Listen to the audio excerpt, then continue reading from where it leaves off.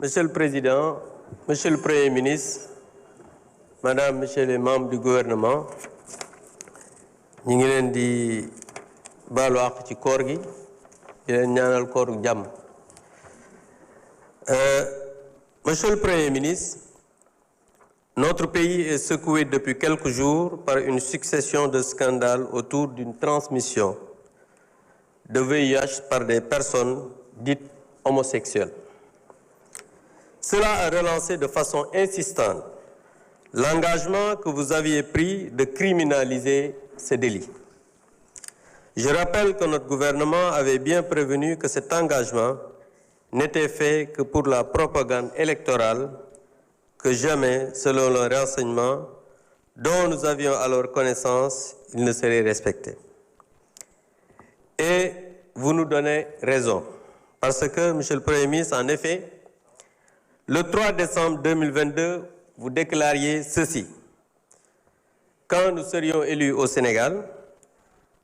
la loi criminalisant l'homosexualité sera l'une des premières lois votées. Pourtant, le 18 février passé, le gouvernement dont vous êtes le chef a adopté un projet de loi proposant juste un réaménagement du délit. Puisque vous êtes le chef de la majorité parlementaire, vous nous l'avez dit ici, allez-vous demander à vos députés de faire une proposition d'amendement pour criminaliser le projet gouvernemental? Sinon, qu'est-ce qui vous empêcherait de tenir votre engagement? Monsieur le Premier ministre, jamono yi réew mi dafa am ay coow lu bari muy wàllu góor jigéen te yow sa gouvernement tey jii yow yaay chef du gouvernement ak chef majorité parlementaire waaye le 3 décembre 2022 da nga waxoon ne nga ne boo yegsee ci nguur gi ak ñi nga àndal loi yi ngeen di njëkk a voté bokk na ci buy criminaliser wàllu ngóor jigéen ñu gis ne conseil des ministres yi passé def ngeen benn projet de loi ngeen adopté ko ngeen ne da ngeen di gën a diisal li nga xam ne mooy daan yi ci wàllu góor jigéen dëgg la loolu baax na waaye ñuy wax ne comme da nga ne woon dañuy criminaliser homosexualité est-ce que parce que nag loolu ruse la parce que daan yi nga diisal ko ak criminaliser ñaari chose la yoo xam ne bokkul est-ce que di ngeen respecter engagement bi ngeen xam ne jëloon ngeen ko pour criminaliser homosexualité parce que jàpp nañ ne depuis quelque temps li ñuy gën a mettre en avant moom mooy la transmission du VIH sida ndax loolu gis nañ ne lu garaaw la maanaam parce que nag nit ñoo xam ne dañuy jël doomu jàngoro ju mel ne VIH di ko transmettre de manière volontaire c'est très grave mais gis nañ ne ñi nga xam ne dañ leen a inculpé pour acte contre nature maanaam wàllu góor jigéen dañ leen a bàyyi ñu dem donc dafa mel ne dañuy xeex maladie ba pare bàyyi wàllu góor jigéen donc en tout cas su fekkee ne engagement yi nga xamante ne nii jëloon ngeen ko te ba tey respecté wu leen ko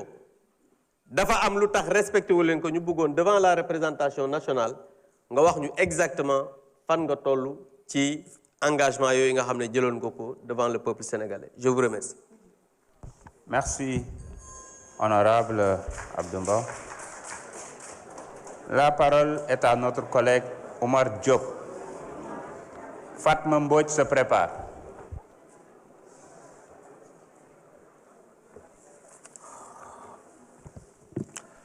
Bismillahi rahmani rahim. Monsieur le Président, maa ngi lay nuyu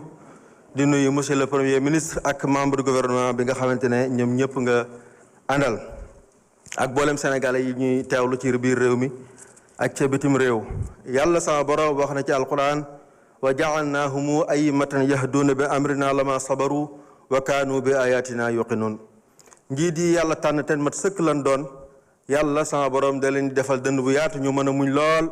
waaye ànd ak ngëm goo xamante ne ngëm gu inébranlable lay doon face à toute situation aaya bii su ma ko jàngoon te sa jëmm ji teewu fi du tere xel yu sell yëpp dinañ la xalaat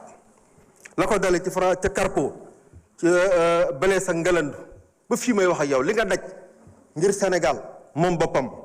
li nga daj ngir Sénégal yilif am koomam suuxat ko mu meññ te yunt li nga daj ngir Sénégal yëpp di yow ci donkaasi gi amul ku ko mos a daj ci landerneau politique Sénégal. kon nag en tant que représentant du peuple maa ngi lay wax monsieur le premier ministre jërëjëf au nom du peuple sénégalais. sama collègue bi nga xamante ne moom ma wutu léegi gàtt fàttali ko dafa bokk ci mandargay jubadi jàpp naa ne ku nekk waroon naa am aise ci wax ci affaire góor jigéen ba mu des ñoom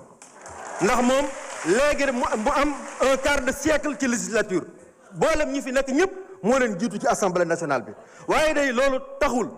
mu mos a ñëpp gi mu ñëm jëm ci maanaam ñaawlu li nga xamante ne mooy ak ngóor jigéen bal groupe parlementaire bi nga xamante ne sax ci la bokkoon ñoom saa yu réew mi mosaan góorgóorlu ba indi proposition de loi te ko ci table assemblée nationale dañ koy an tuuri ko ci àll ba kon jàpp naa ne ku nekk war naa wax ci ngóor jigéen ba mu des yéen bu njëkk góor jigéen buñ ko mosaan jàpp yóbbu ko police formalité rek la leer na ko day fanaani këram ku gis liy xew fan yi xam ne réew mi am na rupture may ñëw rek waaye nag foyee xelu sénégalais yi loolu mooy seen marque déposée foyee xelu sénégalais yi ak ñàkk respecté sénégalais yi moo waral tuur deret sénégalais rëyul ci yéen moo waral sàcc deniers publics rëyul ci yéen loolu moo waral bàyyi ngóor jigéen muy law rëyul ci yéen ba li boolem diir bi ngeen fi nekk mos leen cee jéem dara monsieur le premier ministre dinaa ñëw nag ci question bi nga xamante ne moo nekk ci xelu sénégalais yépp baay yépp way jur yépp tiit am njaqare ci lii nga xamante ne mooy ngóor jigéen gi law ci réew mi te ñu jaaxle ci lool sama question moo doonoon gis nañ ngeen adopté ci conseil des ministres wax ne incha allahu taala loi bii nga xamante ne 1965 ba léegi mi ngi fi ngóor jigéen di law régime yi di succédé wu kenn musu cee jéem dara yéen a wax ne da ngeen ci taxaw durcir ko waaye définir lan mooy acte contre nature képp ko taxawat di tàcc ngóor jigéen yoon dal ci sa kaw képp koo xamante ne da ngay génn sa alal di ko ci def ngir mu law yoon dal ci sa kaw bëgg nañ loolu monsieur le ministre nga ñëw ci ba mu leer ci bopp sénégalais yi ndax nag le peuple sénégalais mérite de savoir lan la état pare pour def ko ci loolu ndax fële wala boo xam ne waxuma la mbol gi ak raj gi nga xamante ne moom la doon waaye dafa nekk problème de santé publique may remercier nag boolem kuréel yi nga xamante ne ñoom ñëpp defoon nañ yitte ngir ngi lii di déviance morale ñu éradiquer ko ci suñu société sénégalaise monsieur le premier ministre bëgg nañ incha allah loi boobu ñu fexe ba buñ koy modifier mu ànd ak effectivité am efficience ak efficacité ba doon loo xamante ne dina doon miir bopp dina dox suñu diggante ak mbon googu waaye miir boo xamante ne day résister face aux aléas du temps et face aux aléas de la géopolitique mondiale monsieur le premier ministre nag duma daaneel mukk te ñëwuma ci yow ndax nag ñun ñi jóge woon ci taal jàng yi ñun ñi bàyyi woon suñuy minbar di wax nit ñi waa jàngi wallahi siggi nañu démb bi nga def sa poste da ngaa bind le mot vérité en lettre capitale loolu di ñu wax rapport bi nga am ak dëgg mosoo ñoo jiite ci mbir lu dul da nga ñoo teg ci mu doxala si dëxin buntu dëgg waaye mosoo ñoo génn ci mbir lu dul da nga ñoo jaare ci muxraja si dëxin buntu dëgg waaye mosuñu laa gis nga jëf wala nga wax lu dul dangaa teg sa tànk ci dëgg maqalu sidqin mosoo la yàlla yaa bi mosoo wax ak ñun ci langue de bois